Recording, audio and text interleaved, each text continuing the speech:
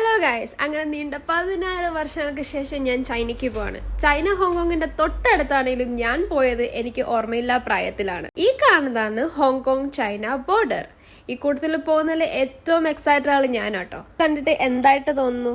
ഒരു കോയിൻ പോലെയില്ലേ? പക്ഷെ ഇതാണ് ഇവിടുത്തെ ചൈനയിലെ റെയിൽവേ ടിക്കറ്റ്. അപ്പോൾ നമ്മൾ ആദ്യമേ തന്നെ ഇമിഗ്രേഷൻ ക്രോസ് ചെയ്ത് കഴിഞ്ഞപ്പോൾ ട്രെയിൻ ആട്ടോ എടുത്തേ. ഷോപ്പിംഗ് എന്നും ഒരു പ്രിയമായതുകൊണ്ട് ഫസ്റ്റ് തന്നെ ലാവോജി എന്ന് പറയുന്ന ഷെൻജനിലെ പ്ലേസിലോട്ടോ നമ്മൾ പോയിക്കൊണ്ടിരിക്കുന്നത്. ഇവിടെ നമ്മൾ ട്രെയിനിനുള്ളിൽ ഇങ്ങനെ എപ്പോഴും ഇങ്ങനെ സെക്യൂരിറ്റി ചെക്കിങ് കാണാൻ പറ്റും. എല്ലാവരുടെയും ഫേവറേറ്റ് ഷോപ്പ് മിനിസോ. ഇത് ഞാൻ ആ ഒരു സ്ഥലത്ത് ഒരു 5-10 കണ്ടിട്ടുണ്ടാവും. എല്ലായിടും തൊട്ടടുത്ത് ഫുൾ മിനിസോ ആണ്.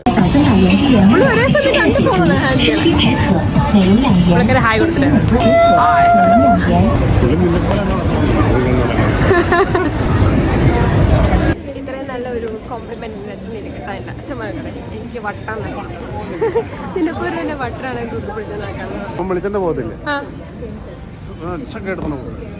ഫോൺ യൂസ് ചെയ്യുമ്പോൾ നമ്മൾ ഭയങ്കര കെയർഫുൾ ആയിരിക്കണം. കാരണം അവർ പുറകെ വരും, നമ്മൾ ഒട്ടും അറിയില്ല. കാരണം ചൈന മുഴുവൻ ഇലക്ട്രിക് സ്കൂട്ടറാണ്. നമ്മുടെ ഇതിലേക്കൂടെ ഇടയ്ക്കൂടെയൊക്കെ ഇങ്ങനെ കയറ്റിക്കൊണ്ട് പോകും. അപ്പോൾ ഇങ്ങനെ പെട്ടെന്ന് വന്ന് നമ്മുടെ കയ്യിൽ നിന്ന് സ്നാച്ച് ചെയ്തുകൊണ്ട് പോയി നമ്മൾ ഒട്ടും അറിയില്ല. അപ്പം ഞാനിങ്ങനെ വീഡിയോ എടുത്തുകൊണ്ട് നടക്കുമ്പോൾ അച്ഛൻ എപ്പോഴും ഇങ്ങനെ പറഞ്ഞുകൊണ്ട് നടന്നിട്ടുണ്ടെന്ന് സൂക്ഷിക്കണം എപ്പോൾ വേണേലും പോവാന്ന്. അപ്പോൾ നമ്മൾ ആദ്യമേ തന്നെ പോയത് നമ്മുടെ ദേശീയ ഭക്ഷണം കഴിക്കാനാണ് കേട്ടോ. മക്ഡോണൽഡ്സിലോട്ടാണ് ഞങ്ങൾ ഫസ്റ്റ് പോയത്.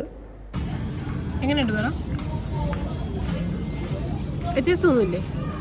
ഹോങ്ങോങ്ങായിട്ട് വല്ല വ്യത്യാസമുണ്ടോ? ഇല്ലേ. പിന്നെ ഇവിടുത്തെ മക്ഡോണൽഡ്സിൽ എനിക്ക് ഹോങ്കോങ് മക്ഡോണൽഡ്സ് കുറച്ചും കൂടി ഇഷ്ടപ്പെട്ടു. ഞങ്ങൾ ആരും കഴിച്ചിട്ട് ഞങ്ങളുടെ എല്ലാവരുടെയും ലെഫ്റ്റ് ഓവർ വന്നേക്കാം. പറ്റിയാൽ നമ്മുടെ നാട്ടിലെ വെച്ച് നോക്കുമ്പോൾ നമ്മുടെ നാട്ടിലെ മക്ഡോണൽഡ്സിലും എരിവിട്ട്, പക്ഷെ ടേസ്റ്റ് വൈസ് സിമിലർ അല്ല. പക്ഷെ ഇത് ഒട്ടും സിമിലർ അല്ല, ഒന്നുമില്ല, വലിയ സീമില്ല. ഇവിടെ ഇത്രയും ഈ 10-16 വർഷം കഴിഞ്ഞ് വരുന്നത്. ബാക്കി എൻ്റെ ഫാമിലി എല്ലാം ഒരു 5 years ബിഫോർ. 5 years കഴിഞ്ഞ് പിന്നെ ഈ 4 വർഷം കോവിഡൊക്കെ അല്ലായിരുന്നു. ഒരു 5 വർഷം മുമ്പ് 5 വർഷം ഇവർ വന്നതാണ്. അങ്ങനെ ഉണ്ടായിരുന്നു ചൈന വന്നപ്പോൾ. വലിയ ഇൻട്രസ്റ്റ് ഒന്നുമില്ല. എന്തൊക്കെയോ സാധനങ്ങൾ മേടിക്കാൻ വേണ്ടി മാത്രമേ ഇപ്പോൾ കൂടെ പോന്നേക്കണം. ചൈന ഒരുപാട് വളർന്നു, ഒരുപാട് പന്തലിച്ചു. ഇനി വേണം ചൈനയിലൊന്ന് വന്ന് കാണണം, എന്തൊക്കെയാണെന്ന് അറിയണം. കാരണം എനിക്ക് ഒരു ഓർമ്മയോ ഒരു ബുദ്ധിയിലോ ഒരു ബോധമില്ലാത്ത സമയത്താണ് ഞാൻ വന്നത്. എനിക്ക് ആകെപ്പാടെ എനിക്ക് ഓർമ്മയുള്ളത് ഈ നമ്മുടെ ഈ മറ്റേ ഹോട്ട് എയർ ബലൂണല്ല, മറ്റേ ചാടി കളിക്കുന്ന സാധനം ഉണ്ടല്ലോ, ഈ ബലൂൺ പറയാം, ചാടുമ്പോൾ പൊങ്ങി പോകത്തില്ലേ, എനിക്ക് അതേൽ മാത്രം കയറിയ ഓർമ്മ എനിക്കുള്ളൂ. വേറെ എനിക്ക് ഒരു ഓർമ്മയില്ല.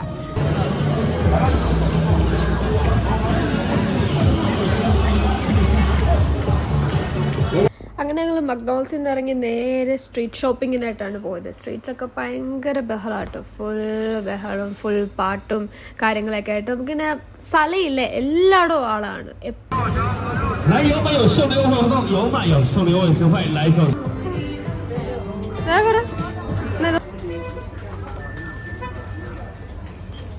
ഷോപ്പിംഗ് ഏരിയ എന്ന് പറഞ്ഞു കഴിഞ്ഞാൽ എൻ്റെ പൊന്നി നമുക്ക് കണ്ണെടുക്കാൻ തോന്നില്ല. പ്രത്യേകിച്ച് നമ്മുടെ ഗേൾസിൻ്റെ കാര്യം പറയണ്ടല്ലോ. ഇങ്ങനെ മുട്ടിന് ഷോപ്സാണ്, നിറച്ച് ഷോപ്പ്. പക്ഷെ നമ്മുടെ ഒരു കാര്യം എന്ന് വെച്ചാൽ നമ്മൾ ബാർഗെയിനിങ് ചെയ്യാൻ അറിഞ്ഞിരിക്കണം. അവരൊരു $100 പറയുകയാണെങ്കിൽ നമ്മളൊരു $20 തൊട്ട് ബാർഗെയിനിങ് സ്റ്റാർട്ട് ചെയ്യണം.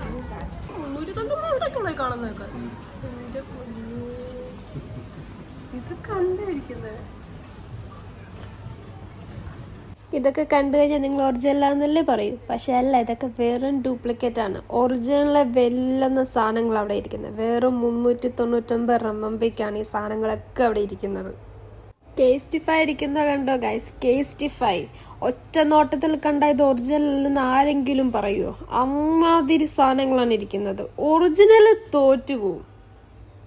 ഇവിടെ നമുക്ക് ഹോങ്കോങ്ങിൽ കേസ്റ്റിഫൈ മിനിമം റേഞ്ച് സ്റ്റാർട്ട് ചെയ്യുന്നത് $450 ആണ്. പക്ഷേ ഈ ഇരിക്കുന്നതൊക്കെ വെറും $20 സ്റ്റാർട്ട് ചെയ്യുന്നതാണ്. $20 അല്ല, 20 RMB. ചൈനയുടെ കറൻസി RMB കേട്ടോ. ഡൈസിൻ്റെ സാധനം ഞാൻ മേടിച്ചിരിക്കുന്നു. $4,000 സാധനമാണ് ഗൈസ്. ഞാൻ വേറെ $150 ഞാൻ $150 RMB മേടിച്ചിരിക്കുന്നു. ചൈനയിൽ ചെന്നാൽ ചൈനക്കാരിയാവണം. അതുകൊണ്ട് ഞാനും അവിടുത്തെ അവരുടെ ട്രഡീഷണൽ ഡ്രസ്സ് മേടിച്ചിട്ടു.